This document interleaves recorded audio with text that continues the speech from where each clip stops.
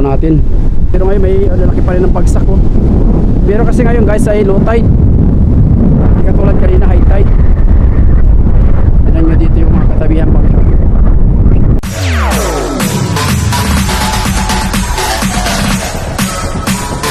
TikTok All Star.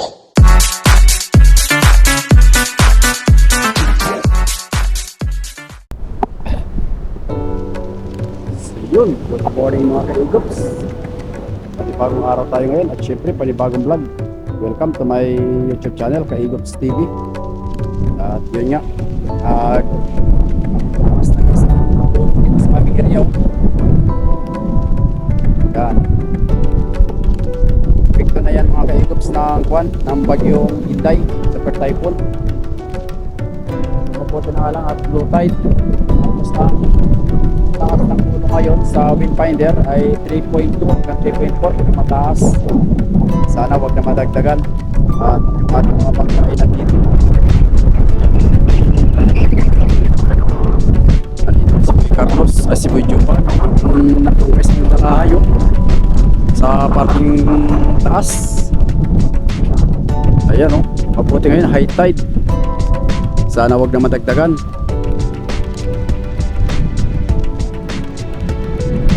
Abagat ng hangin mga ka-Eagops. Tapos yung pangulong nandun sa may parking laot. Yan o. Kaya bakit ka dalawa tapos pangulong nandun sa dalawang ringgit. Hindi natin ipasok.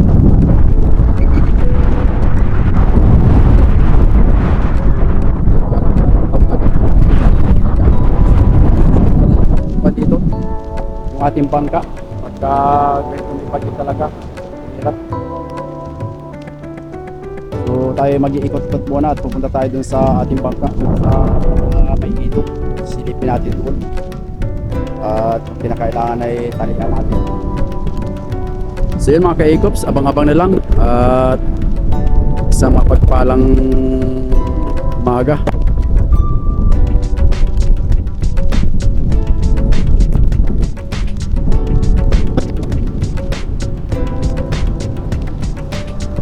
So ngayon guys, ang bugso ng hangin niya na ikuan lang.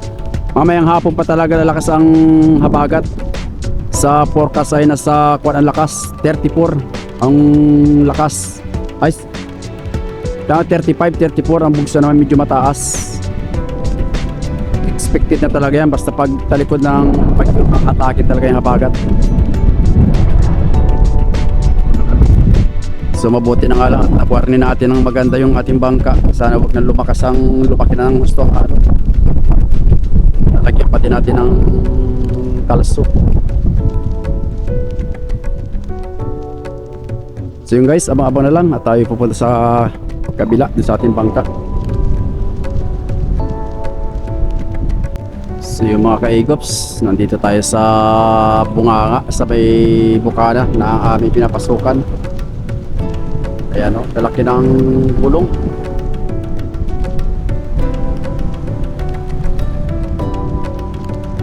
Ayan yung mga nagsasarping guys o. Yan o, yan.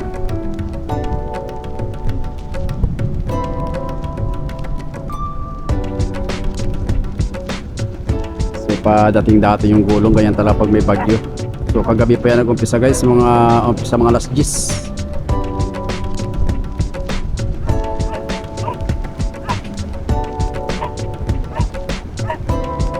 Laki ng pagsak.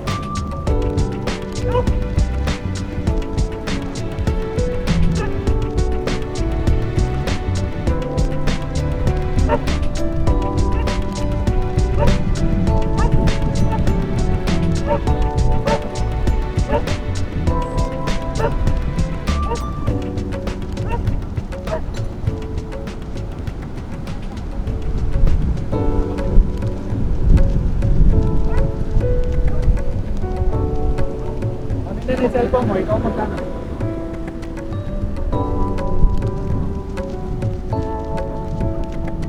So kung yan guys ay amihan, malalaki pa ang gulo na yan. Pero sa focus guys, 3.4 lang ang pinakamataas siya ngayon. Low tide kasi siya, kaya ganyan kalalaki ang gulong. So sana wag na matagdagan. At yung pinoproblema natin yung bangka natin doon. So yung hangin naman madagdagan pa yan mamayang pahapon. Kasi ayon sa latest forecast doon sa tinitingnan naming apps ay 34 ang lakas niya, so mataas lang ang pugso. Hihigupin na yung habagat.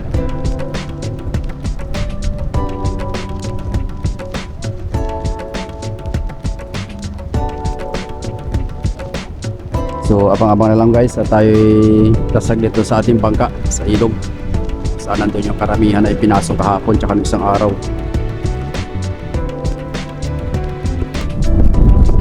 Guys, time check tayo, 7:05 ng umaga. So palakas na ng hanging habagat. So medyo nabawasan naman yung lunso, yung gulong ng alon. Ayan mga kaigop, so tingnan nyo. Umutang siguro ito kagabi, puti lang ay natsaka natin kagad nung isang araw. So salamat naman at ang maliit naman ito yata ang gulong. Sana ay huwag na lumaki at maraming mapiperwisyo ng mga kapapapishing.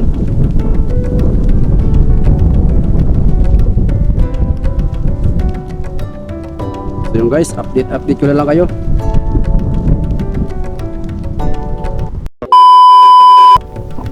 So yun guys, time check tayo ngayon. Mag-aalas 8 na pala ng umaga pa. So nandito tayo ngayon sa ilog kung saan ay dito natin pinaparada yung ating bangka taon-taon pagka nagkakaroon ng bagyo. At talaga nga namang safe na safe dito. Ang pinoproblema lang natin kung napanood nyo yung ating vlog nitong sinundan nito ay yung pasukan niya, na delikado talaga doon pagka may gulong na. Kasi nga sa makikipot ang daanan. So sa ngayon ay okay naman. At medyo kagabi guys ay kumuwan. Kagabi ay lumaki bigla ang alon at siyempre expected naman talaga yun. At gawa nga ng nandyan ang bagyo sa may tapat ng dito sa Northern Luzon. So mga alas 11, alas 10 sabi ng kapwa-fishing natin at galing nga tayo doon ay talagang biglang bubugso yung lunso.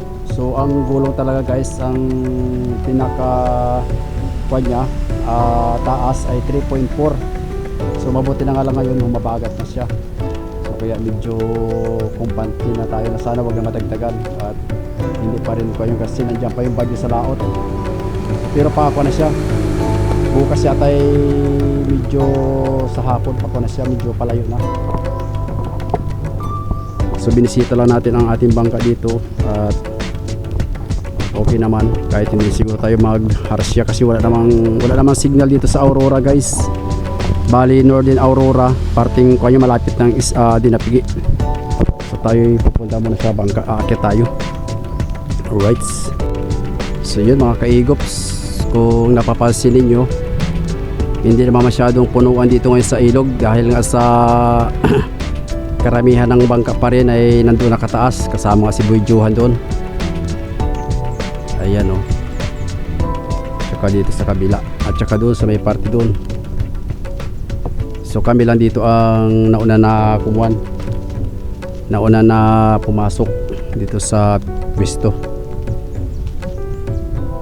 Buti na lang at medyo dagat, malayo sa atin ang bagyo.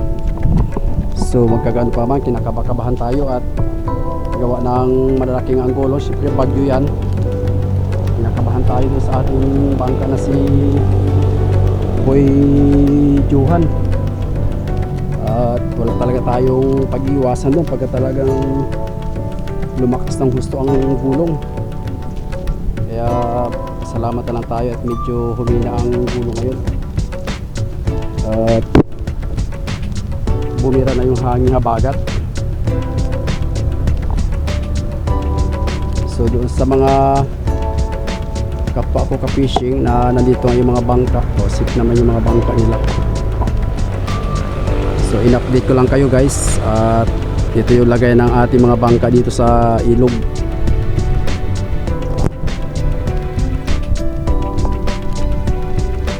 So mamaya pa bubugso ang habagat mga parting hapon dito sa area namin. Pero sa labas malakas na rin talaga.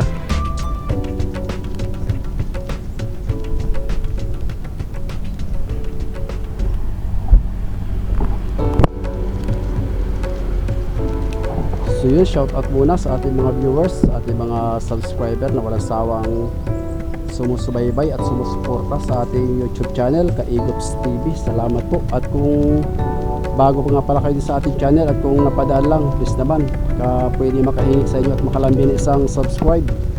At syempre paki-share na rin para mapanood yung ating mga video. At paki-comment na niya sa baba kung saan lugar kayo nanonood para alam natin kung saan nakarating ang ating vlog. So dalangin ko sa ating mga viewers na sana ay lagi kayo sa mabuting kalagayan. At syempre hindi ko man kayo mabanggit isa-isa. Shout out yan sa inyong lugar. So abang-abang na lang guys at mag-iikot pa tayo sa labas. Tingnan natin at para may update ko kayo. One eternity later. So yun, mga kahigops, time check alas 11. Yes, nakakahalik. Nagtaga pa natin ang saan yung ating sa 2, 3, 4 mataas pa lang tumataas yung gulong. Pabukso-bukso nga lang siya kaso lang mataas. So sana wag na madagdagan.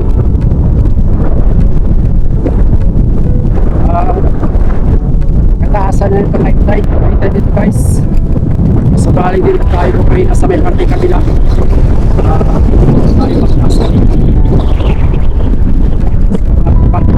Pinita sa kulang ang tao, so tinalian na lang natin siya ng marami para hindi bumalagbag. Ayan guys, so tataas ng gulong. Maabot pa dito yung dalahay oh. Mabuti na nga lang may kwan, tinalian natin yung kanyang kalso. Sana wag nang kumuan, wag nang lumaki lalo ang gulong.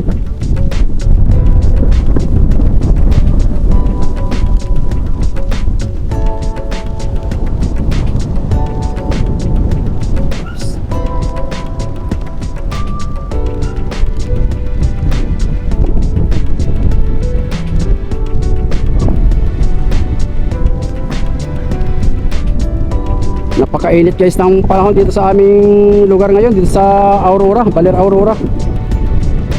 Pero ang signal number 1 ay nandiyan sa may parting Northern Luzon, malapit sa boundary ng Isabela tsaka norte ng Dilasag, Aurora.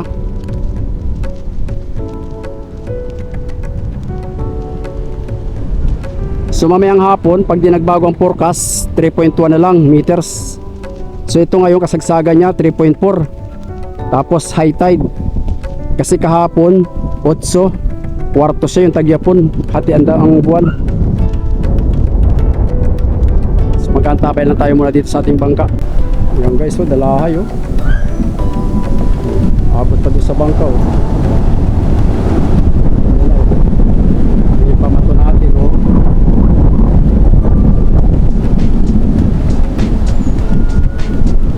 Pero kagabi yun ang unang bugso, kagabi alas 11, alas 10 yung nagtaasan ng bangka.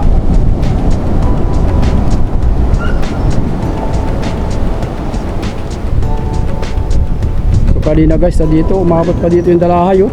Hanggang dito yan oh, tinaliangan natin yung ating buya at baka matangay.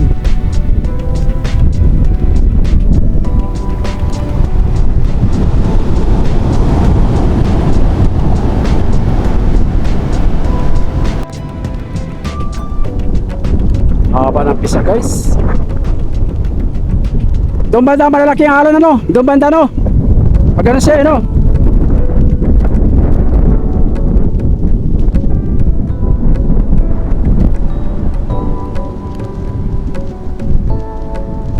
Guys, so dami nagsasarping oh, yun oh. Doon kasi ang buwelo ng alon kasi habagat. Pagkaamihan naman dito pero halos parehas lang ang bugso, alunso.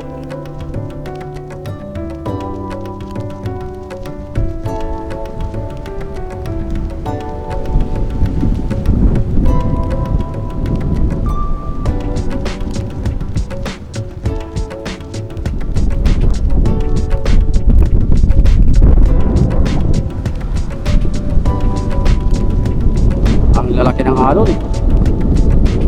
Napaka-alon guys dito sa area namin.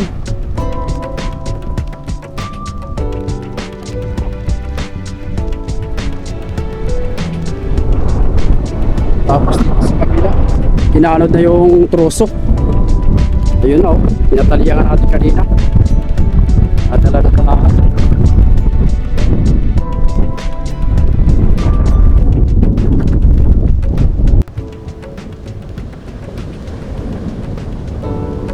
Pabugso-bugso, no? Dating-dating.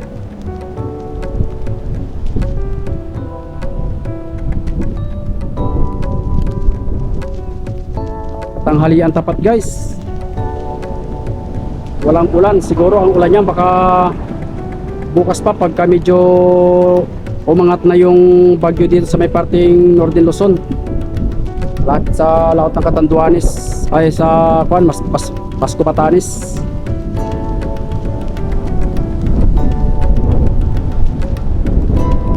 Malayo.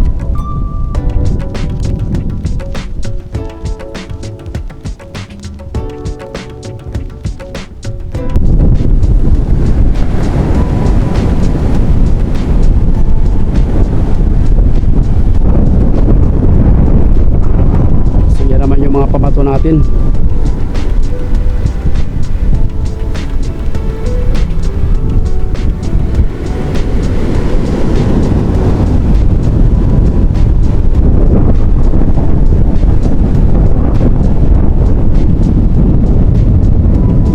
Yan naman guys ang gulong na dating bukso-bukso. So mabuti na nga lang ito mga kaigop sa talagang pansya pagpusuran kasi kakabang kwarto. Bagay hindi naman natin isa sa pala rin yung bangka natin dito pagka talagang low high tide siya pag yung pagpatsa tsaka bilog. Wala talaga yung makakagawa ng bagyo.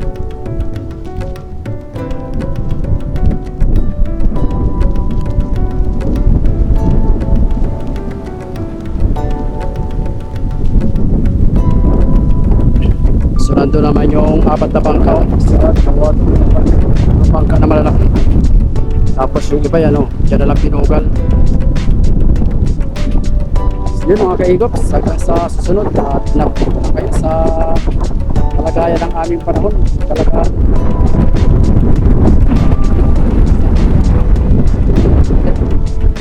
talagin natin sana ay sa mga karating lugar natin para sa mga pagkabuhayan natin sa laot.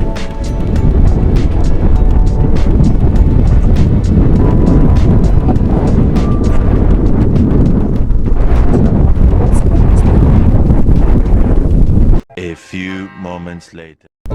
So yun mga kaigops, time check muna tayo ngayon. Alas 4:11 na ng hapon. So salamat naman sa Diyos at medyo bumaba na yung alon, hindi katulad kanina nung umalis tayo dito na mag-alas 12.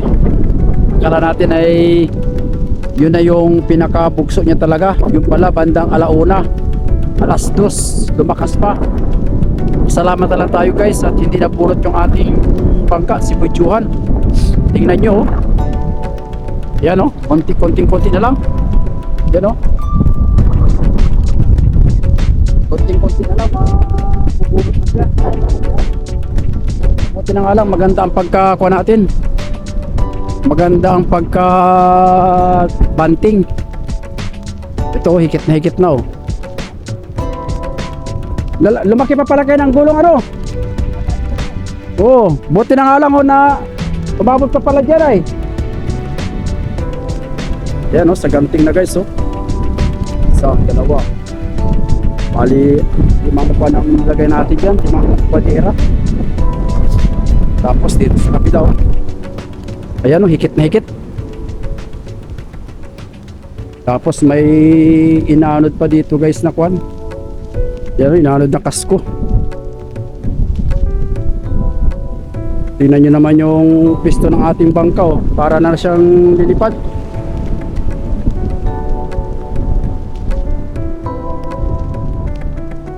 So kanina nung nagbibideo tayo dito kanina, kala natin ay siya na yung kalakasan, yung pala ay mahabol pa rin.